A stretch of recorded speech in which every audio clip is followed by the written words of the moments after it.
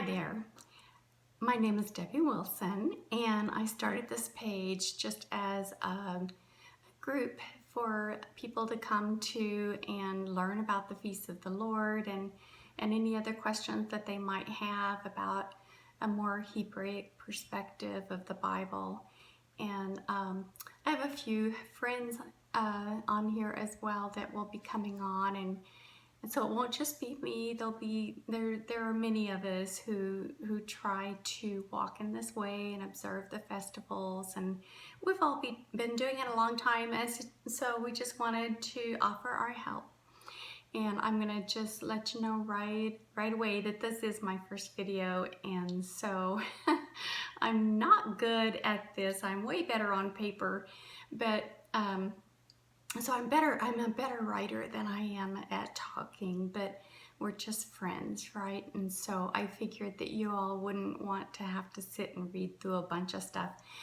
And this way I can just chat and you can listen and you can post and ask questions, and just let me know if there's anything that I haven't covered that you'd like to know. And I might or might not know the answer, but if not, I'll be able to help find some other people to help you. So during this coronavirus crisis, it's captured the attention of not just people here, but people across the globe. It's been global, and no one has been left untouched by this. And I have heard it likened to biblical plagues. And so one of the things I wanted to bring out is that some people don't realize that those biblical plagues of Exodus in the book of Exodus are repeated in the book of Revelation. And I'll try to post something, a little link to a good article on that, because it's pretty fascinating to study that. But yeah, the water being turned into blood, and frogs and plagues and boils, hails, locusts, darkness, that's all mentioned in the book of Revelation, and also in the book of Luke. There's a mention of pestilence and plagues in the end days. So keep in mind that what happened then in Exodus is a picture for us for the future. So I had mentioned on Facebook how I had been just thinking about reports and articles I had seen that had come across the computer of in the last year or so, of rivers that they posted that had just turned blood red. And it didn't look like some sort of a dilution, like some chemical company had poured something into the river where it would have been diluted and would have been maybe a pinkish color. But this was, in all of these instances, it looked like a murky, opaque blood water. It was just very strange looking and mysterious, and I never did hear what scientists had to say about it. Eventually I know that they were speculating, and then of course we heard about the devastating plague of locusts that have been just devastating crops in Africa. And recently I ran across an article of the same thing happening in Russia, just these swarms and swarms of locusts.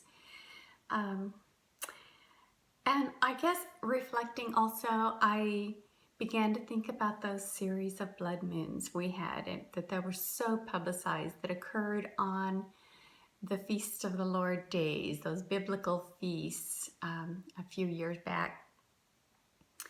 In addition, we had that very surreal total eclipse of the sun that passed through the middle of the United States, and we got to experience it here. It's very surreal, very strange.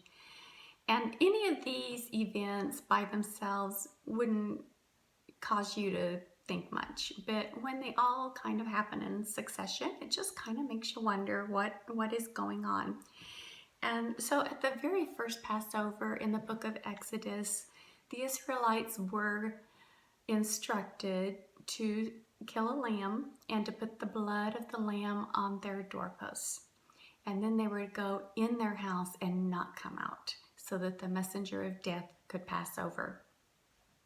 So here we are. Passover is quickly approaching, and we have a shelter-in-place order where we are instructed to go in our homes and to stay home and not go out until this passes over. So it's all just very odd, and it makes me think again that the Father is pointing to the feasts of the Lord, and that there are keys in these festivals. They're prophetic. There are keys to understanding the rest of the book. And so I think that maybe he might be saying, if he might be placing it upon the hearts of many people to look into this and to begin doing it and to get back in line with him and with his word. So I know there are people who would like to do this, and I just want to help you and to help you to understand it and to provide you with the scriptures that this all came from, and to show and demonstrate to you that not only was this an Old Testament thing, but it was also a New Testament thing as well, that they continued to do after the death and resurrection of Messiah. Let's see. Whenever I first started doing this, well, first I went for several years. I went to different congregations and went to their Passover celebrations, and I learned a lot. Each time I would learn something different. However, whenever I began having Passover in my home with my family, I was concerned that these very ceremonial Passovers with all the prayers and things that they do, that my family might miss the whole point. They might not understand. And so I began creating my own version based upon the essential biblical instructions. And I would explain in detail to my family all the things that they need to know to make those connections, that this is really all about Messiah. It's not a Jewish thing. It's a thing about our Messiah. So I wanted to share with you. And just going back and repeating something that I posted on Facebook, just so that we'll all be on the same page in case this kind of gets separated from that. I wanted to read Luke chapter 22 portions of it. I'm not going to read the whole thing.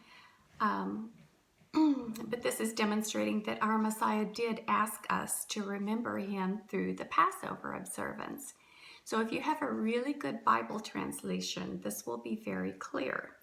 So in Luke chapter 22, we read, "And the festival of unleavened bread drew near, which is called Passover." That's in verse 1. Going down, I'm kind of skipping down. "And the day of unleavened bread came when the Passover had to be slaughtered. And he," which is Messiah, "sent Peter and John, saying, 'Go and prepare the Passover for us to eat.'" That's in verses 7 and 8. "And they prepared the Passover, and when the hour had come, he sat down, the 12 disciples with him, and he said to them, 'With great desire I have desired to eat this Passover with you before my suffering.'" That's in verses 13 through 15. And then you read on down, where the place where Messiah assigns a special significance or meaning to a couple of elements that are in the Passover service, the bread and the wine. "And taking the bread, giving thanks, he broke it and gave it to them, saying, 'This is my body, which is given for you. Do this in remembrance of me.'" Now, what were they doing? They were doing Passover. And my interpretation is, I'm thinking he's saying, when you do Passover every year, I want you to do this to me now. In the past, we've always done it to remember the Exodus. But now he's saying, this is to remember me and my body. That's why you were doing it. And he goes on to say, Likewise, the cup also after supper, saying, This cup is the renewed covenant in my blood, which is shed for you. Now, you might go to Jeremiah, the book of Jeremiah, where it tells us what the renewed covenant is. It tells very clearly. I'll have to find that verse for you. Maybe I'll find it and post it. But it tells us, it foretells in the book of Jeremiah that there is a covenant, there is a renewed covenant coming, and he tells us what it is. So Yeshua, Jesus, died exactly on Passover. He was put in the tomb on the Feast of Unleavened Bread. He rose from the grave on the Feast of First Fruits. Now, there are 7 festivals in the scriptures, and they are prophetic. They have to do with the Father's calendar that he gave to us, and he asked us to do these festivals forever throughout our generations. If we do, it keeps us in the right place, doing the right thing at the right time. And they are keys to understanding many concepts in the Gospels and the book of Revelation, since they are written in the language of the festivals. I can get rid of these ugly glasses now because this thing here had a lot of very tiny little print. So during this time before Passover, we are instructed in the Word to get the leaven out of our houses. That's in Exodus chapter 12, verse 15, but it's in many, many places that I could cite. So it's not just a tradition to go through your house and to get all the bread and the noodles and all that stuff out. It's actually an instruction that God gave us in the Bible. And then in Exodus chapter 12, verse 17, we are instructed to guard this day forever throughout our generations. It doesn't say until Messiah comes. It says forever. And then just to demonstrate that, we find in multiple verses in the New Testament that the believers were still observing this festival.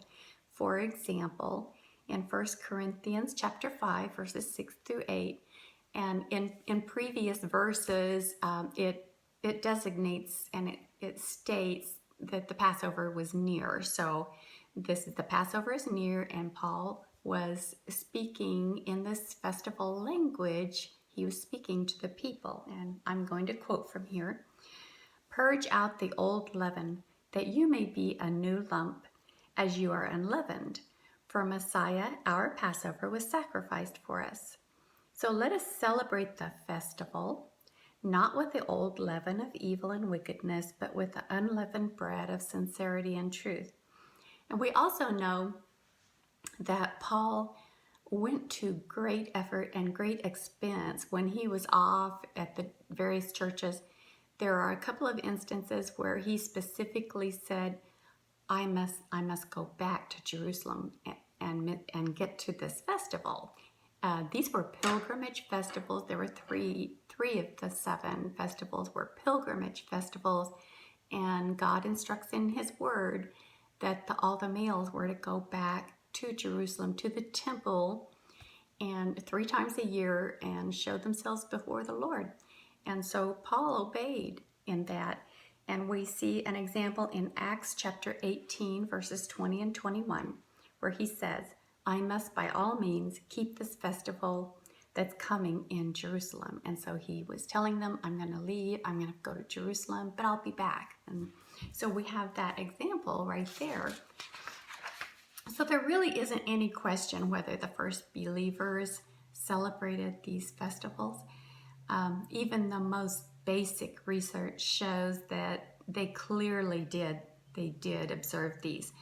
So I'm going to stop this video so that it's not too lengthy, and I'm going to start another video, and this next one I'm going to help you to understand what you need to have on hand in your home and prepare for Passover, what you need to buy or gather or whatever. So I'm going to say goodbye for now, and I will start another video. All right, thanks, bye.